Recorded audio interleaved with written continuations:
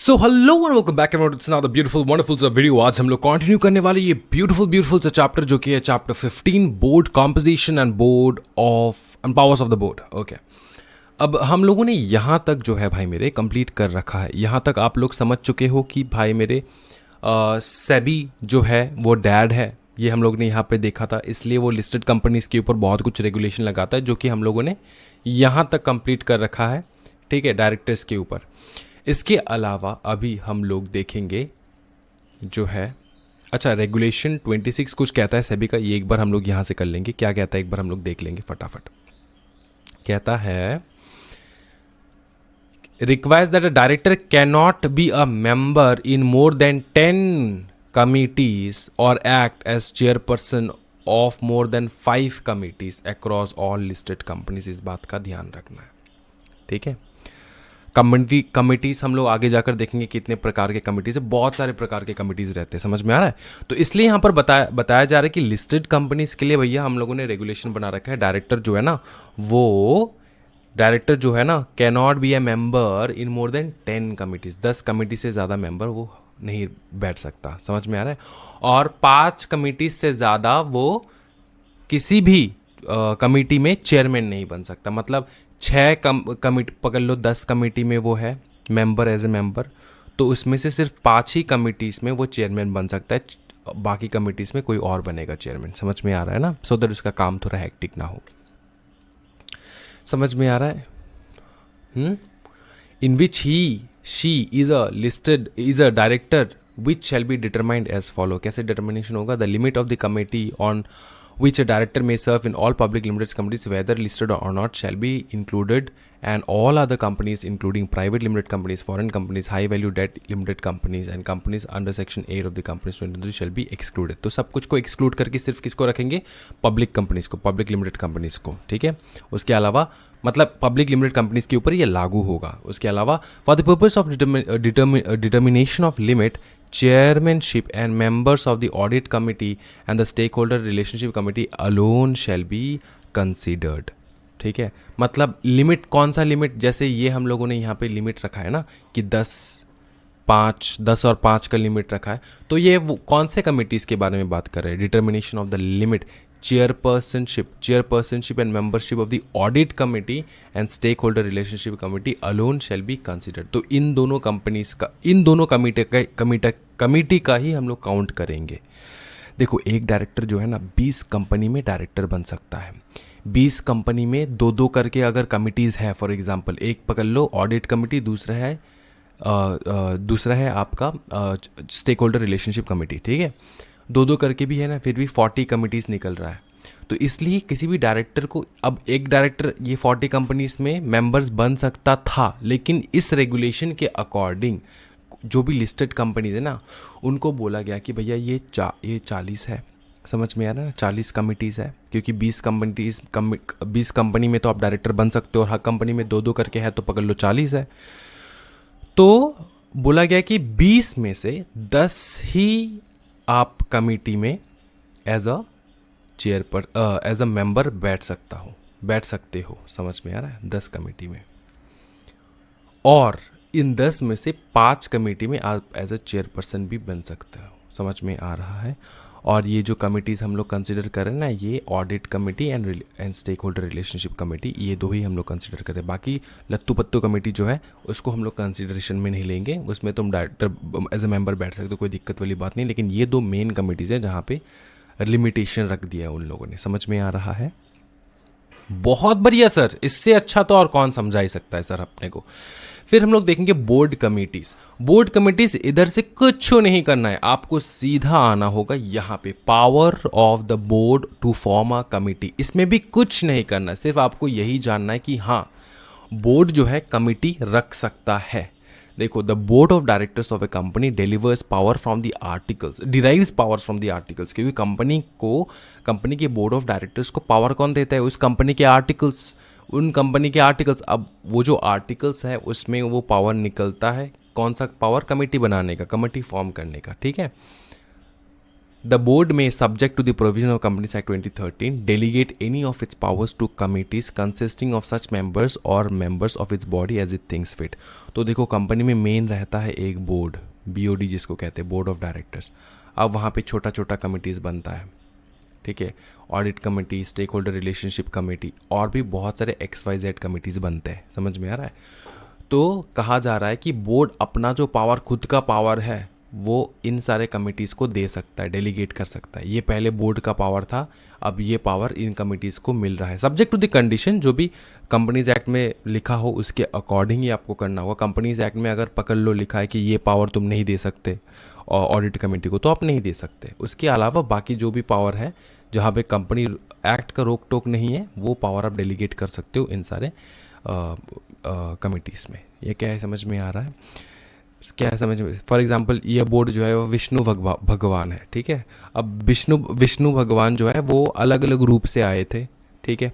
अब अलग अलग रूप से जैसे आया था, अगर उनका एक रूप हम लोग ले रहे कृष्ण, तो ये जो कृष्णा के पास कुछ पावर जो है विष्णु जी ने डेलीगेट किया है. समझ में आ रहा है ना? इसी प्रकार से डेलीगेशन ऑफ पावर्स होता है बोर्ड का भी. क्या ये समझ में आ रहा है? ओके. इसके अलावा हम लोग देखेंगे point number 2, any committee so formed shall in the exercise of the power so delegated confirm to any regulation that may be imposed on it by the board. मतलब जो ही पावर उसको डेलीगेट किया गया हो उसके अकॉर्डिंग वो काम करेगा. सीधी बात, नो बकवास. अंडर रेगुलेशन 40 कहा जाता है, when committees of the board of directors are established their mandate, composition, work procedure shall be well defined and disclose by the board of the directors. तो बोर्ड ऑफ डायरेक्टर्स अच्छे से बता देंगे कि तुम्हारा कॉम्पोजिशन कितना होना होगा. कॉम्पोजिशन में कौन कौन बैठेंगे इस कमेटी में, क्या प्रोसीजर रहेगा, ठीक है. फिर क्या, कैसे, किस प्रकार से आप मैंडेट दोगे, कैसे पास करोगे चीज़ें, वो सारा चीज़ आपको बता देना होगा, ठीक है. ये तो जनरल प्रोविजन है, ये अगर नहीं पढ़ते ना आप तब भी आपको पता रहता है ये चीज़. इसलिए मैंने कहा कि नहीं पढ़ोगे तब भी चलेगा. एग्जामिनेशन से यहाँ से कुछ नहीं पूछा जाएगा, ये सिर्फ आपकी जनरल नॉलेज के लिए उन लोगों ने बताया कि बोर्ड का पावर हम लोग असाइन कर सकते हैं. बोर्ड के कुछ पावर्स, सब नहीं, कुछ पावर्स हम लोग असाइन कर सकते हैं अपने कमिटीज के पास. ऑब्वियस सा बात है सर, ऑब्वियस सा. तो सर कहाँ से शुरुआत करें पढ़ाई, बताओ. शुरुआत करना है आपको यहाँ से शुरुआत करना है. Composition of audit committee. The audit committee needs consist of the following, ठीक है. ये रहेगा कॉम्पोजिशन. उससे पहले देखेंगे कंस्टिट्यूशन ऑफ ऑडिट कमिटी. एक बात बता, ये ऑडिट कमिटी करता क्या है? हाँ जी, हाँ, ये ऑडिट करता है सर. ऑडिट कंपनी के जो अकाउंट्स रहता है ना, पैसे का लेन देन, उसका पूरा कंट्रोल रहता है इस कमेटी के पास. बताया जाता है प्राचीन काल के कंपनीज एक्ट 2013 में ऐसा लिखा गया था कि audit committee is one of the main pillars of the corporate governance mechanism in any company. इतिहास गवाह है कि the main function of an audit committee is oversight of financial disclosure, reporting, internal and external audits, फिर internal control, accounting, regulatory compliance and risk management, ठीक है. It's main function जो कि बताया जाता था, हमारे पूर्वज जो बताते थे कि its main function is to strengthen the confidence of stakeholders in the company's financial statement and account and announcement, its internal control, procedure and risk management process, ठीक है. बहुत बढ़िया. मतलब अकाउंट से रिलेटेड सब काम करता था अपना ऑडिट कमिटी. रिपोर्टिंग ये चाहिए क्यों था? सो दैट स्टेक होल्डर्स को भरोसा रहे कि कंपनी में कोई फ्रॉड वगैरह नहीं हो रहा है. लेकिन क्या ऑडिट कमिटी रहने के बाद भी फ्रॉड नहीं होता है? क्या होता है सर, होता है. ऑडिट कमिटी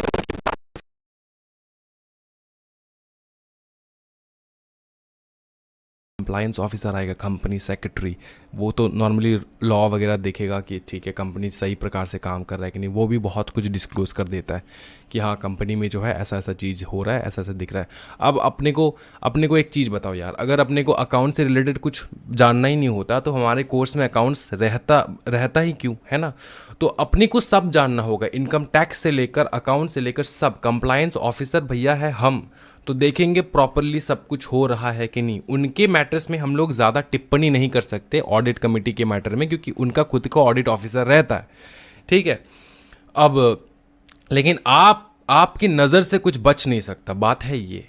समझ में आ रहा है ना, कि आपको पता चल जाएगा कि वो लोग क्या कर रहे, क्या नहीं कर रहे, सही कर रहे, गलत कर रहे। और अगर आपको पता चल रहा है एज अ कंप्लायंस ऑफिसर, आप तो भैया बवाल मचा दोगे कंपनी में। समझ में आ रहा है ना, इस बात का ध्यान रहे। समझ में आ रहा है? Okay. Constitution of audit committee, किन किन कंपनीज में ऑडिट कमेटी लगता है? सबसे पहला एवरी लिस्टेड कंपनी, दूसरा all public companies with a paid up share capital of 10 crore या फिर उससे ज़्यादा, फिर all public companies having turnover 100 crore या फिर उससे ज़्यादा, all public companies having in aggregate outstanding loan debenture and deposit exceeding 50 crore. ठीक है, एक है पेड अप शेयर कैपिटल, दूसरा है टर्नओवर, तीसरा है अपना डिपॉजिट डिबेंचर लोन। ठीक है, आउटस्टैंडिंग। तो क्या क्या रहेगा? रेट लिमिट, सॉरी रेट नहीं, लिमिट रहेगा आपका पेड अप शेयर कैपिटल का 10 करोड़ या फिर उससे ज़्यादा, टर्नओवर का 100 करोड़ उससे ज़्यादा, और किसी भी प्रकार का लोन आउटस्टैंडिंग डिबेंचर है आपका, डिपॉजिट्स है जो कि आउटस्टैंडिंग्स है वो रहेगा। अगर 50 करोड़ का लिमिट है तो आपको रखना होगा ऑडिट कमिटी। अच्छा, ये इनको छूट है। ठीक है, the following class of unlisted public company shall be covered, ठीक है, शैल not be covered by the above purpose. तो पहला है जॉइंट वेंचर, दूसरा होली ओन सब्सिडरी एंड तीसरा रहेगा डोमेट कंपनी। ठीक है, ये आपको याद रखना पड़ेगा। अब हम लोग आएंगे main features. Composition of audit committee में आराम से पढ़ेंगे टाइम लगाकर, क्योंकि एग्जामिनेशन में ये आ जाएगा, आपको लिखना होगा बहुत अच्छे से। तो जहाँ पे टाइम लगाना होगा वहाँ पे टाइम लगाओ। ठीक है, कॉम्पोजिशन ऑफ ऑडिट कमेटी दो प्रकार से पढ़ेंगे हम लोग, मॉम एंड डैड, दोनों को कुछ ना कुछ बोलना है इस मैटर में, तो अपने को दोनों को सुनना होगा। ठीक है, क्योंकि भैया ऑडिट कमेटी अगर बेसिकली देखा जाए तो सारे लिस्टेड कंपनीज के ऊपर लागू है, तो इसलिए मॉम रहेगा अपना कंपनीज एक्ट एंड डैड रहेगा अपना सेबी। ठीक है, मॉम ने बोला है मिनिमम 3 डायरेक्टर चाहिए, डैड ने कुछ नहीं बोला। डैड ने बोला ठीक है कोई प्रॉब्लम नहीं है, 3 डायरेक्टर मिनिमम रखो। मॉम ने बोला है इंडिपेंडेंट डायरेक्टर्स जो है ना वो मेजॉरिटी में रहेगा। Independent directors need to form majority, मतलब अगर 3 डायरेक्टर्स हैं इनमें से 2 इंडिपेंडेंट रहेंगे। समझ में आ रहा है? अगर 5 डायरेक्टर्स है तो इनमें से 3 इंडिपेंडेंट रहेगा। क्या है, समझ में आ रहा है? और डैड क्या कहते हैं? डैड कहते हैं, डैड पूरा एकदम अच्छे से हिसाब दिए। डैड ने बोला सुन, at least 2/3 of the members of audit committee shall be independent. 2/3, 2/3, 2/3 पूरा ऑडिट जो है वो इंडिपेंडेंट डायरेक्टर्स रहेंगे, 2/3। समझे? In case of a listed equity having outstanding SR equity, SR equity याद आ रहा है? हाँ जी, एसआर इक्विटी बोलो। एसआर इक्विटी क्या था? याद करो, फटाफट बोलो यार। Superior voting right, superior right वाले इक्विटी शेयर्स, जिनके पास वोटिंग राइट सुपीरियर रहता है। समझ में आ रहा है? तो ये वो प्रकार के शेयर्स है ना, नॉर्मली एक शेयर के ऊपर एक वोट रहता है, लेकिन यहाँ पे सुपीरियर वोटिंग राइट्स है। एक शेयर के ऊपर पकड़ लो 10 वोट्स जैसा वैल्यू रहता है उस शेयर्स का। तो अगर ऐसा कोई लिस्टेड एंटिटी है having outstanding SR equity shares, the audit committee shall only comprise of independent directors. तो वहाँ पे तो पूरा इंडिपेंडेंट डायरेक्टर रहेगा, पूरा इंडिपेंडेंट डायरेक्टर। समझ में आ रहा है? वो 2/3, ठीक है, मेजॉरिटी, इस प्रकार से हम लोग आपको गाना नहीं गवाएंगे। पूरा इंडिपेंडेंट डायरेक्टर बिठाओ ऑडिट कमेटी में, जो कि कंपनी से कोई ताल्लुक ही नहीं रखता हो। इंडिपेंडेंट डायरेक्टर, समझ में आ रहा है? Independent director. तो समझ में आ रहा? मॉम जो है ना, नॉर्मली मम्मी जो होते हैं ना वो थोड़ा लाइट रहते हैं, मतलब बच्चे के ऊपर थोड़ा कम जुल्म करते हैं, लेकिन डैड जो है ना वो पूरा एकदम नस पकड़ लेते हैं, नस। तो यहाँ पे आपको नस पकड़ रहा है सभी कह रहा है कि 2/3 जो है बिठाओ उसको, ठीक है, ऑडिट कमेटी में। और अगर आपका एसआर इक्विटी वाला आउटस्टैंडिंग एसआर इक्विटी शेयर्स वाला कंपनी है तो उन पे तो पूरा इंडिपेंडेंट डायरेक्टर बिठाओ। समझ में आ चुका है? चेयरपर्सन कौन बनेगा sir? Chairperson, the companies act does not prescribe that chairperson of an audit committee shall B an independent director. तो यहाँ पे कोई भी बन सकता है। मम्मी ने कहा किसी को भी बना दो कमिटी से चेयरपर्सन, लेकिन पापा ने कहा कि इंडिपेंडेंट डायरेक्टर को बनाओ, इंडिपेंडेंट डायरेक्टर को बनाओ, ऐसा बताया है किसने? हमारे सेबी डैडी ने। तो एक क्वेश्चन, एक बच्चा जो है अभी उठ के बोलेगा सर एक बात बताओ, ये मम्मी का बात सुने या डैडी का बात सुने? हाँ जी, समझदार वाले बच्चे फटाफट बता दो, मम्मी का बात सुने या डैडी का बात सुने। एक चीज़ आपको समझाता हूँ मैं। घर में अगर सिबलिंग्स है ना, ऐसे ऐसे, ये बड़ा सिबलिंग, ये छोटा, तो सबसे ज़्यादा दबाव क्या कहते हैं, दबाव ही तो कहते हैं, ठीक है। दबाव जो है वो डैडी का किसके ऊपर रहता है, घर के बड़े सिबलिंग के ऊपर। छोटे वालों को ना छोड़ देते डैडी कुछ कहते नहीं उनको, मम्मी संभालती छोटे वाले को। मम्मी बड़े को भी संभालते, छोटे मीडियम सबको संभालते, लेकिन डैडी जो है सबसे ज़्यादा दबाव देता है घर के बड़े छोकरे को। समझ में आ रहा है? बड़े बेटे को या फिर बड़े बेटी को, समझ में आ रहा है? सबसे ज़्यादा दबाव। तो यहाँ पर सेम है। घर का सबसे बड़ा बेटा कौन है? कोई भी लिस्टेड कंपनी जो लिस्ट, मतलब सुन, बड़ा बेटा मतलब कुछ बड़ा हासिल किया है उसने। तो इस यहाँ पे हासिल किसने किया है? सबसे बड़ा लिस्टेड पब्लिक कंपनी। ये इसका फेवरेट बेटा है, इससे बहुत उम्मीद लगा के रखा है डैडी जी ने। लिस्टेड पब्लिक कंपनीज, उसके अलावा भी तो बहुत सारे कंपनीज है ना जो कि लिस्टेड नहीं है लेकिन पब्लिक है। ऑल लिस्टेड पब्लिक कंपनी, दूसरा है all public companies with a paid up share capital 10 crore. All public companies having turnover 100 crore. All public companies having in aggregate outstanding loans. समझ में आ रहा है? पब्लिक से पैसा उठाकर आपने बिजनेस खड़ा किया हो, समझ में आ रहा है? पब्लिक कंपनी है, प्राइवेट नहीं है।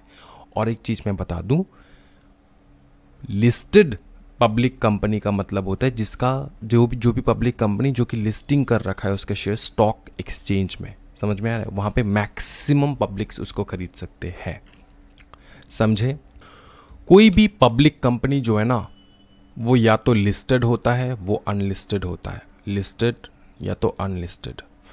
तो लिस्टेड वाले बड़े खिलाड़ी जो कि स्टॉक एक्सचेंज में लिस्टिंग हो रखा है, तो इसीलिए यहाँ पे लिस्टेड। ये मत समझना कि लिस्टेड कंपनी मत इक्वल्स टू पब्लिक कंपनी, ऐसा मत समझना। समझ में आ रहा है? पब्लिक कंपनी मतलब स्टॉक एक्सचेंज में उसका लिस्टिंग हो रहा है इसलिए वो पब्लिक कंपनी, ऐसा नहीं है। जिसका लिस्टिंग नहीं हुआ है अपने स्टॉक एक्सचेंज में वो भी पब्लिक कंपनी है। समझे? वो भी पब्लिक कंपनी, क्योंकि पब्लिक से पैसा उठाकर हम लोगों ने बिजनेस स्टार्ट किया है, वो भी पब्लिक कंपनी है। वो अलग बात है कि मेरा लिस्टेड नहीं है, ठीक है ना? लिस्टेड नहीं है, हमने ज़्यादा लोगों से पैसा नहीं उठाया, ठीक है? हम लोगों ने लिस्टिंग नहीं करवा रखा है अभी तक। समझ में आ रहा है? तो इस बात का ध्यान रहे, पब्लिक कंपनी या तो लिस्टेड हो सकता है या तो अनलिस्टेड हो सकता है। अब यहाँ पे लिस्टेड वाले, तो याद रखना एक चीज, मम्मी तो फिर भी लाइट केस है, डैडी जो है बहुत सुपर हार्ड केस होता है। तो मम्मी ने कुछ भी बताया सारे कंपनीज को फॉलो करने पड़ेंगे, लिस्टेड अनलिस्टेड सब कंपनीज को फॉलो करना पड़ेगा जो मम्मी ने बताया। समझ में आ रहा है? जो मम्मी ने बताया मतलब कंपनीज एक्ट ने बताया, वो सारे कंपनीज को फॉलो करने पड़ेंगे।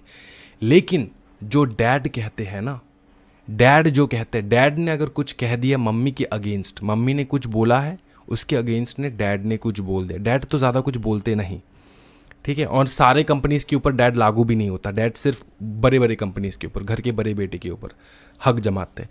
तो डैड ने अगर कुछ कह दिया तो आपको एक चीज़ याद रखना है, मम्मी का नहीं मानना है, डैड का ही मानना है। समझ में आ रहा है? तो ये जो कॉम्पोजिशन है ना, जो हम लोगों ने यहाँ पर देखा है, ये वाला कॉम्पोजिशन, इसमें जो लिस्टेड पब्लिक कंपनीज है, तो लिस्टेड जो कंपनीज रहेंगे ना उसके ऊपर अपने सेबी का जो है ज़्यादा दबाव है, वो सुनेगा पूरा सेबी का, वो मम्मी का सुन नहीं सकता, क्योंकि डैड हमेशा इसके ऊपर बैठा रहता है। मम्मी ने कुछ कह दिया, डैड ने उसमें कुछ नहीं कहा, तो मम्मी का सुनो, कोई दिक्कत वाली बात नहीं है। जैसे कि पहला वाला number of directors, minimum number of directors वाला जो टॉपिक है, वो वाला टॉपिक, इसमें क्या डैड ने कुछ बताया? नहीं बताया। बोले कि मम्मी ने जो बोले वही सुनो। मम्मी ने बताया 3 मिनिमम डायरेक्टर्स, डैड ने कहा ठीक है 3 मिनिमम डायरेक्टर्स। डैड ने कुछ नहीं बोला, डैड ने बोला तुम रखो 3 मिनिमम डायरेक्टर्स, कोई प्रॉब्लम नहीं है। लेकिन इंडिपेंडेंट डायरेक्टर्स के टाइम पे डैड को कुछ बोलना था, तो वहाँ पे आप सुनोगे सेबी का, वहाँ पे आप सुनोगे सेबी का। समझ में आ रहा है? कौन सुनेगा सेबी का? लिस्टेड कंपनी सुनेंगे सेबी के। और कौन सुनेगा मम्मी का? छोटे मोटे कंपनीज जो ये बाकी सारे कंपनीज रहेंगे, ये सुनेगा मम्मी का। क्या समझ में आ रहा है? Okay, is that clear sir? Is that clear? That is very very much clear. अब हम लोग आगे जाएंगे, नेक्स्ट देखेंगे एजुकेशनल क्वालिफिकेशन क्या चाहिए होता है अगर आपको बनना है ऑडिट रिपोर्ट का कमिटी मेंबर। समझ, और सॉरी ऑडिट रिपोर्ट का कमिटी नहीं, ऑडिट कमेटी का मेंबर, समझ में आ रहा है। अब देखो एजुकेशन क्वालिफिकेशन में मतलब क्या, आपको ऑडिट पढ़ना आना चाहिए, आपको फाइनेंशियल स्टेटमेंट वगैरह ये पढ़ना आना चाहिए, है ना।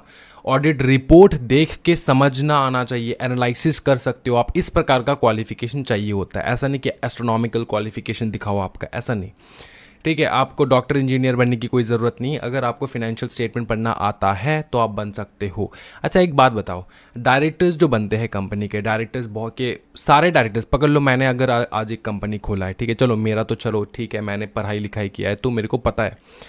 कोई साइंस वाला व्यक्ति जो है उसको बुला लो, वो उसको उसको अगर डायरेक्टर बनना है, क्या वो फाइनेंशियल स्टेटमेंट पढ़ पाएगा, क्या वो ऑडिट रिपोर्ट देख पाएगा, समझ पाएगा? नहीं पढ़ पाएगा, क्योंकि उसने अकाउंट्स किया नहीं ज़िंदगी भर। तो हम लोगों ने किया, अपने को पता, तो उतना क्वालिफिकेशन चाहिए होता है। इसलिए बोर्ड ऑफ डायरेक्टर्स जो है ना वो तो टॉप में रहते हैं, लेकिन जो बाकी के डायरेक्टर्स बिठाते हैं ना वो हाईली क्वालिफाइड रहता है in all the fields, so that वो अपने कंपनी को चला पाए। तो majority of members of audit committee, majority of members of audit committee including the chairperson must have ability to read and understand the financial statement। समझ में आ रहा है? फाइनेंशियल स्टेटमेंट उनको पढ़ना आना चाहिए। वो बताए मम्मी ने, मम्मी तो थोड़ा लेस कठोर है ना। पापा ने क्या बताया पता है? बोले all members of audit committee need to be financially literate and at least one member shall have accounting और रिलेटेड फाइनेंशियल मैनेजमेंट एक्सपर्टीज। ये पापा का कहना है। तो लिस्टेड कंपनीज का तो बैंड बज चुका है। लिस्टेड कंपनीज को पूरा लिटरेट चाहिए होगा, पूरा फिनेंशियल लिटरेट होना चाहिए, उनको फिनेंस आना चाहिए, समझ में आ रहा है? एटलीस्ट, और उसमें से एटलीस्ट एक को तो भैया फिनेंशियल मैनेजमेंट का एक्सपर्ट होना पड़ेगा, ठीक है। एक्सपर्ट कौन होता है? जिसके पास एक्सपीरियंस रहता है, समझ में आ रहा है ना। तो वैसे वो पापा ने बता दिया, समझ में आ रहा है। मम्मी देख रहे हो ना कितना नरम दिल की इंसान है, बोले कि मेजॉरिटी ऑफ मेंबर्स को पिन बना दो, ऐसे बोले यहाँ पे। और डैडी ने सीधा बोले ऑल मेंबर्स, सबको पढ़ाई लिखाई करना है, सबको बनना है, समझ में आ रहा है? सबको फाइनेंशियल लिटरेट होना होगा, और एक को तो भैया एक्सपर्टीज होना होगा मैनेजमेंट, फाइनेंशियल मैनेजमेंट पे, समझ में आ रहा है? फिर presence in AGM and GM. SS2 कहता है, कंपनीज एक्ट के साथ SS2 भी आता है, secretarial standard, to provide that the chairman of the committee और any other member of the committee authorised by the chairman of the committee can attend the general meeting on his behalf. तो committees, बहुत सारे committee रहता है, committee में बहुत सारे members रहते हैं, ठीक है। तो क्या ये कमिटी वाले बंदे कंपनी के AGM या फिर एनुअल जनरल मीटिंग या फिर एक्स्ट्राऑर्डिनरी जनरल मीटिंग, कोई भी जनरल मीटिंग में क्या वो लोग आ सकते हैं? हाँ, चेयरमैन जिसको अलाउ कर दे वो आ सकता है। फिर पापा ने कहा the chairperson of the audit committee shall be present at the annual general meeting. सीधी बात सुनो, कमिटी है ना ये, इसका बहुत सारे मेंबर्स है ना, और एक चेयरपर्सन है, चेयरपर्सन को रखो, मीटिंग अटेंड करना होगा चेयरपर्सन को, ज़्यादा नाटक नहीं चाहिए मुझे, चेयरपर्सन आना चाहिए। और मम्मी ने कहा चेयरपर्सन अगर नहीं है तो चेयरपर्सन किसी को भी अपॉइंट कर सकता है मीटिंग अटेंड करने के लिए। ये मम्मी का कहना, डैडी का कहना है कि चेयरपर्सन को ही जाना होगा, समझ में आ रहा है ना? ना नहीं सुनूंगा मैं, चेयरपर्सन को बोलो एनुअल जनरल मीटिंग अटेंड करने के लिए, बस इतना ही है। सेक्रेटरी ऑफ कमिटी, कमिटी का सेक्रेटरी, मम्मी ने कहा नहीं है तब भी चलेगा सेक्रेटरी। क्यों? सेक्रेटरी का पैसा भी लगता है ना यार, कंपनी सेक्रेटरी रखोगे बहुत ज़्यादा पैसा ले लेगा, तो नहीं होगा तब भी चलेगा, मतलब है ना। लेकिन पापा ने कहा कंपनी सेक्रेटरी को रखो, चाहिए होता है भाई, मेरे बिजनेस बड़ा करना है, सेक्रेटरी को रखो, वो पूरा देखेगा, संभालेगा बिजनेस को, एडवाइस करेगा बोर्ड को। जब तक कंपनी सेक्रेटरी घुसता नहीं है ना बोर्ड मीटिंग में, पत्ता तक नहीं हिलना चाहिए, समझ में आ रहा है? उससे सुनोगे अच्छे से उसका क्या एडवाइस है, फिर आप लोग डिसीजन लोगे, समझे? कंपनी सेक्रेटरी को रखो कमिटी में, बस, समझे? पापा का कहना है। फिर presence of others in the meeting of audit committee, और कौन कौन आ सकता है?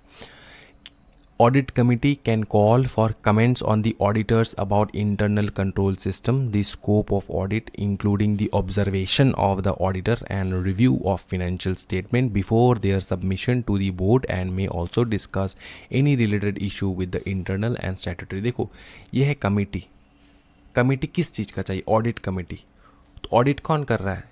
बहुत सारे ऑडिटर्स। कंपनी में एक ही ऑडिटर रहता है क्या? नहीं रे सर, बहुत सारे ऑडिटर्स रहते हैं सर, पूरा टीम रहता है। तो ऑडिटर के बीच में और कमेटी के बीच में बातचीत होता रहेगा until and unless final report जो है आपको बोर्ड को देना होगा, बीओडी, बोर्ड ऑफ डायरेक्टर्स को जब आप दोगे, उससे पहले कमेटी के मेंबर्स और ऑडिटर्स जो है उनके बाद उनके बीच में भी कॉन्वर्सेशंस होना होगा, ऑब्जर्वेशंस वगैरह जो है बात करके फिर उनका जो अपना कमेटी है ना वो जो है बात सुनेगा ऑडिटर्स का कि ऑडिटर्स आपको क्या कहना है, आपको किस प्रकार से होना चाहिए ये चीज़ें and all that.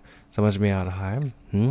Internal controls के बारे में बोलेगा, स्कोप, ठीक है। ऑब्जर्वेशन क्या है ऑडिटर का, ऑडिटर आपको क्या लगता है ऐसा करने से सही रहेगा, ऐसा कमेटी वाले मेंबर्स ऑडिटर, कंपनी के ऑडिटर्स, चार्टर्ड अकाउंटेंट्स को पूछेंगे। समझ में आ रहा है? वहीं पे the audit committee at its discretion shall invite the finance director और head of the finance function, head of the internal audit and a representative of the statutory auditor and any other such executive to present at the meeting of the committee. सीधा भाई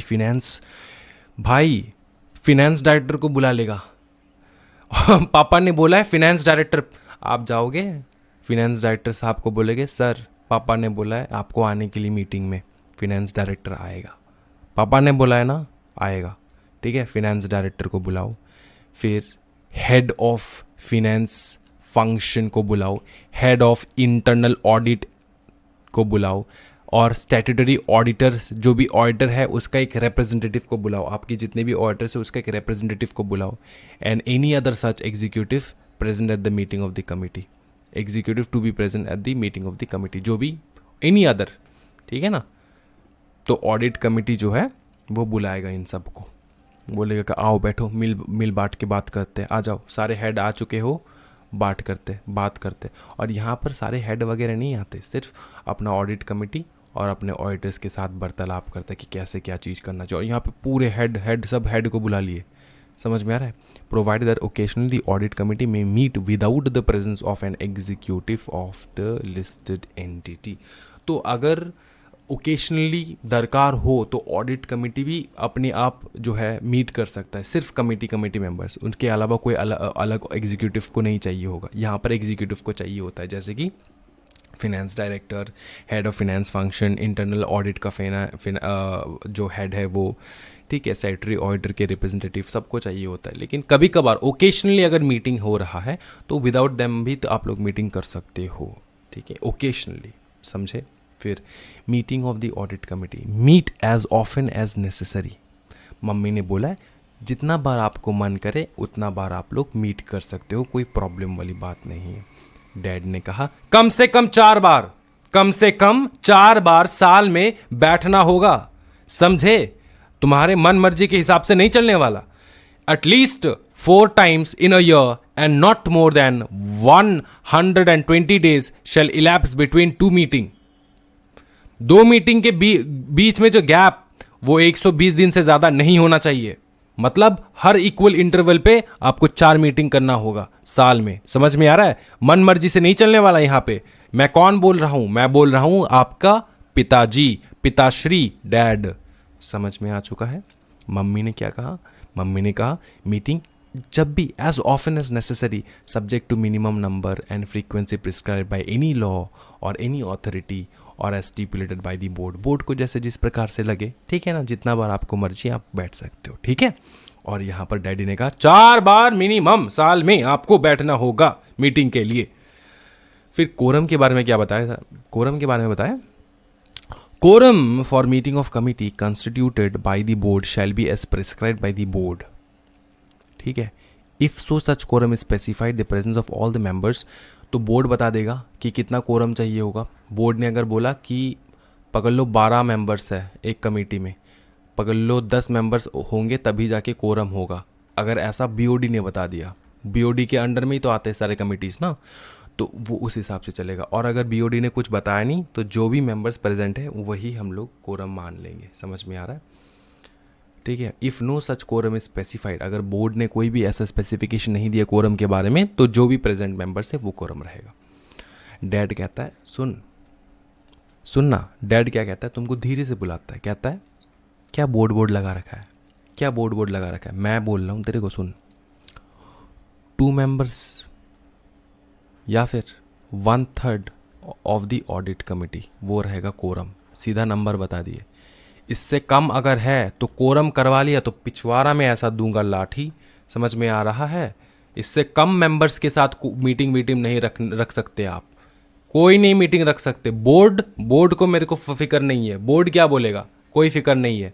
मैंने बोला है 2 या फिर 1/3, जो भी विच एवर इज ग्रेटर हो, विच एवर इज ग्रेटर हो। अब बहुत सारे कंपनीज में बहुत सारे डायरेक्टर्स रहेंगे, मेंबर्स रहेंगे ऑडिट कमेटी में, तो 1/3 तो ज़्यादा ही निकलेगा ना, दो में से तो पकड़ लो 1/3 निकल रहा है 9 डायरेक्टर्स और या 2, विच एवर इज हायर।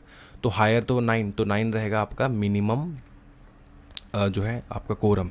तो वही बताया इन्होंने, या तो 2 मेंबर्स और 1/3 of the members which ever is greater. ठीक है, और सुनो खत्म नहीं हुआ, with at least 2 independent director, 2 independent director होना होगा। अगर 9 मेंबर्स बैठ रहे हैं यहाँ में से 2 इंडिपेंडेंट डायरेक्टर होना ही होगा।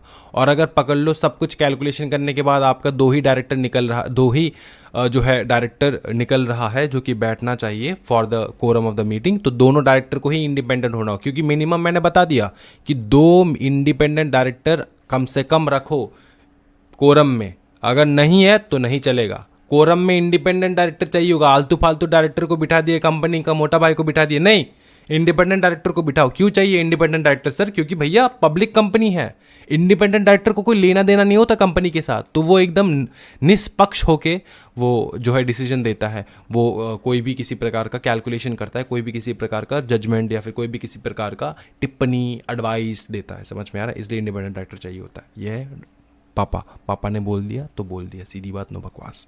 उसके बाद है पावर ऑफ ऑडिट कमेटी। क्या है पावर ऑडिट कमेटी के पास? The audit committee has authority to investigate into any matter in relation to item specified in section 177 of the act refer to the board, और this purpose shall have power to obtain professional advice from external sources and full access to information contain the records of the company. तो वही है, full access रहेगा, ठीक है ना, उसके regarding काम करेगा। और यहाँ पे the audit committee shall have powers to investigate any activity within its terms and reference, seek information from any employee, obtain outside legal or other professional advice, and secure attendance of outsiders with relevant expertise if it is considered necessary। तो वही है, ठीक है, थोड़ा power ज़्यादा है इसमें और कुछ नहीं है। पावर ज़्यादा नहीं होता, पावर एक ही है, पावर दोनों का एक ही है भाई। मेरे पापा ने मम्मी ने दोनों पावर एक कर रखा है। पापा का कहना है कि थोड़ा एक्स्ट्रा एफर्ट लगाओ, थोड़ा एक्स्ट्रा एफर्ट लगाओ, बाहर से इंफॉर्मेशन देखो क्या है नहीं है, क्यों इस प्रकार से रिपोर्ट आ रहा है। तो थोड़ा इस प्रकार से डैडी कहता है और मम्मी कहता है कि मम्मी भी कहता है हाँ जी प्रोफेशनल एडवाइस ले सकते हो तुम, ठीक है। तो इस प्रकार का चीज़ है, समझ में आ चुका है, कोई दिक्कत वाली बात नहीं है, बहुत ही ज़्यादा बवाल, ठीक है। हो चुका है ओके। फिर देखो यहाँ पर क्या बताया, function role of audit committee, the recommendation for appointment, remuneration and the terms appoint by the auditors. Auditors का रेम्यूनरेशन क्या होगा, अपॉइंटमेंट कौन होगा as auditor, review and monitor the auditors independence and performance and effectiveness of audit process. तो वो किस प्रकार से ऑडिट करता है, कोई भी ऑडिटर को तुम काम में रख रहे हो वो किस प्रकार से ऑडिट करता है, उसका इंडिपेंडेंट नेचर कैसा है, वो सही से काम कर रहा है कि नहीं, सब ऑडिट कमेटी देखता है।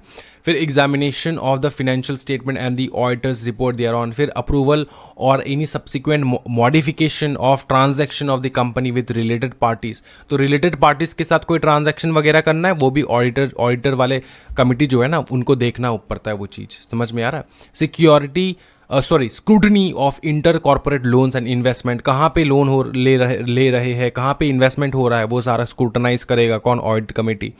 फिर वैल्यूएशन ऑफ अंडरटेकिंग और asset of the company whatever it is necessary, evaluation of internal financial controls and risk management system, monitoring the end use of fund, कि फंड का जो मतलब फंड को किस प्रकार से किस जगह पे किस तरीके से यूज़ करेंगे पूरा वो, raise through public offers and related matters. समझ में आ रहा है ओके।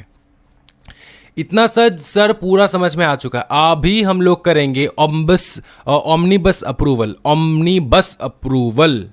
समझ में आ रहा है, ऑमनीबस अप्रूवल क्या बताओ, ऑमनीबस अप्रूवल मतलब सर, ऑमनीबस अप्रूवल को हम लोग ब्लैंकेट अप्रूवल भी कहते हैं, ब्लैंकेट अप्रूवल। ब्लैंकेट से क्या होता है सर? हाँ जी, ब्लैंकेट से क्या होता है? देखो एक चीज़ मैं आपको समझाता हूँ, पहले मैं समझा देता हूँ ब्लैंकेट अप्रूवल क्यों कहा जाता है इसको, ऑमनीबस अप्रूवल या फिर ब्लैंकेट अप्रूवल। ओमनी वाले बस आपने देखा है, बड़ा बस जो होता है ओमनी बस, ठीक है, इसको अप्रूवल भी कहता है, ब्लैंकेट अप्रूवल भी कहते हैं। ब्लैंकेट अप्रूवल, ब्लैंकेट ऐसा होता है, इस प्रकार सा ब्लैंकेट होता है। ब्लैंकेट से क्या हो जाता है, आपका पूरा शरीर कवर हो जाता है ना, पूरा शरीर कवर हो जाता है ना आपके ब्लैंकेट से।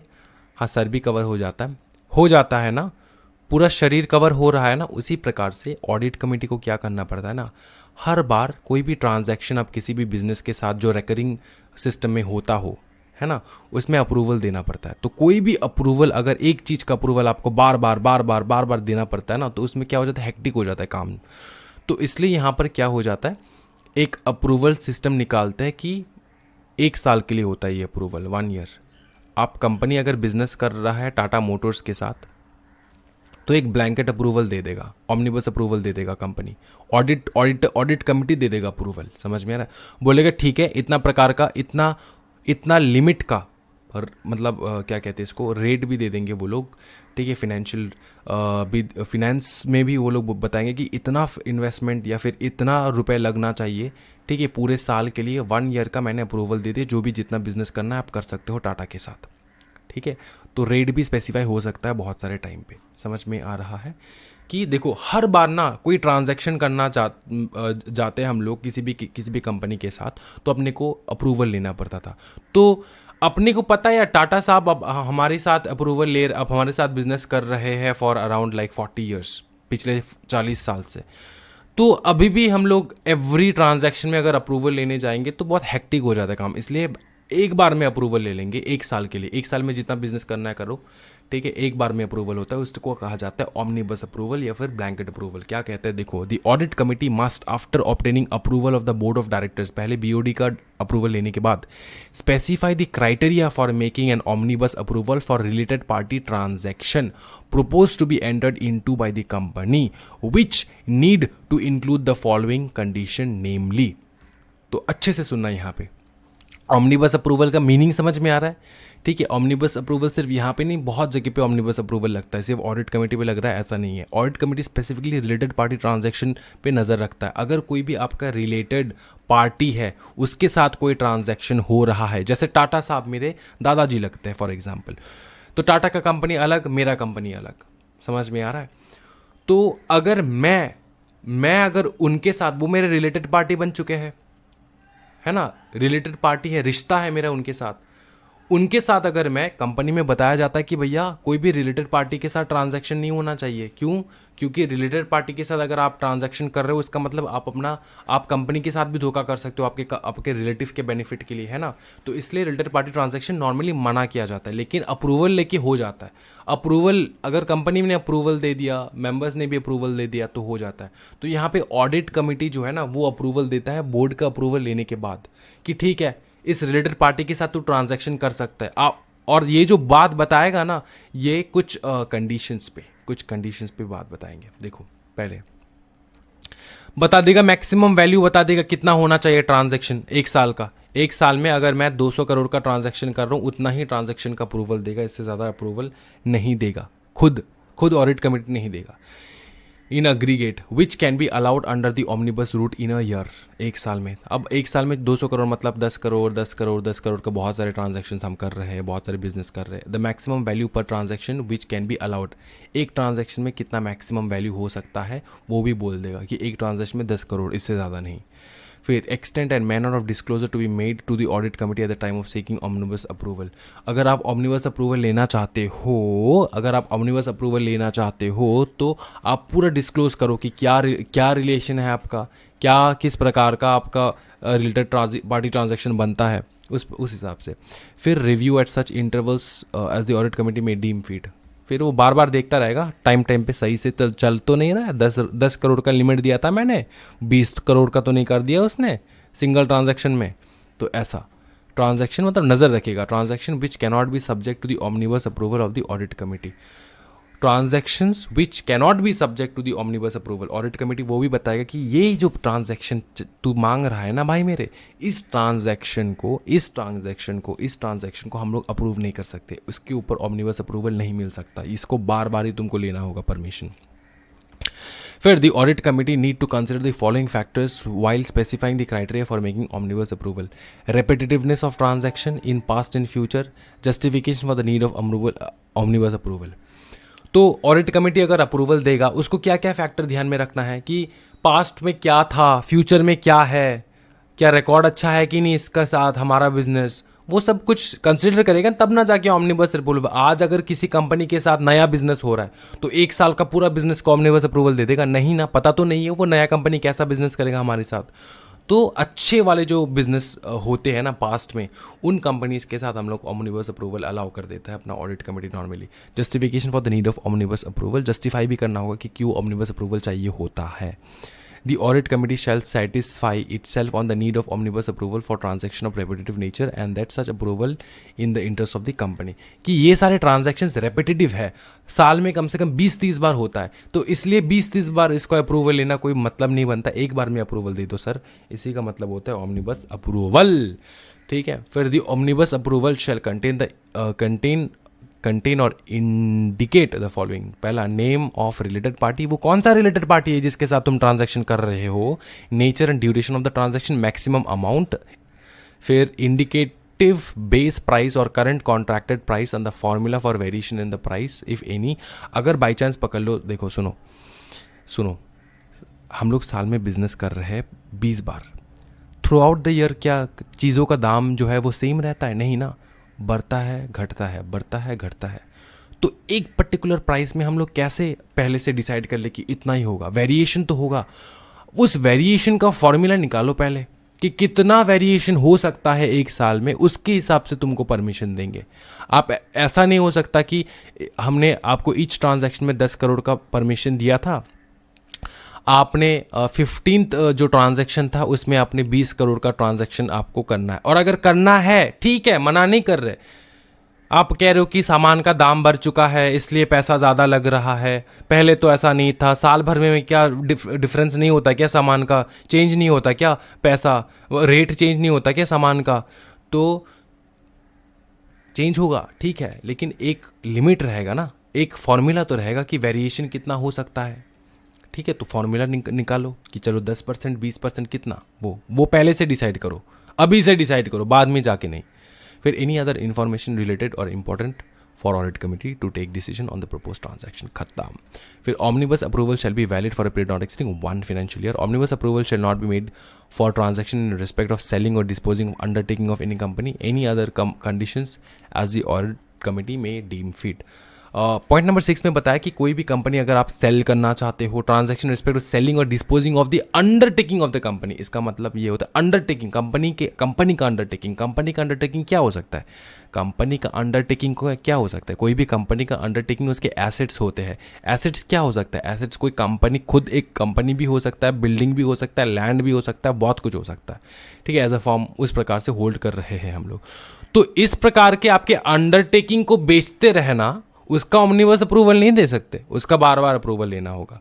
आप पहले से आप अप्रूवल नहीं ले सकते कि साल में हम लोग जितना बार चाहे कंपनी का अंडरटेकिंग को बेच देंगे, ऐसा नहीं कर सकते आप, कंपनी भिखारी हो जाएगा।